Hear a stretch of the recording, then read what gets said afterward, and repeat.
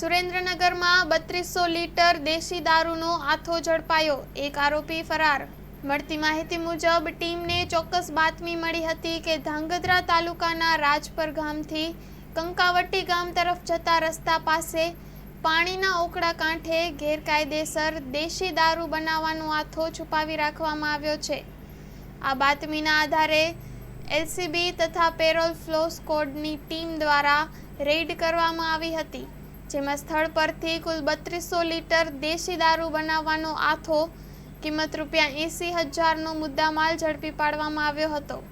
આ મામલે ધાંગધ્રા તાલુકા police station ખાતે પ્રોહિબિશન એક્ટ હેઠળ ગુનો નોંધવામાં આવ્યો છે અને આગળની તપાસ હાથ ધરવામાં આવી રહી છે। Story report by Dinesh Kampva, Dhrangadhra. માં motor driving, safe and sure driving.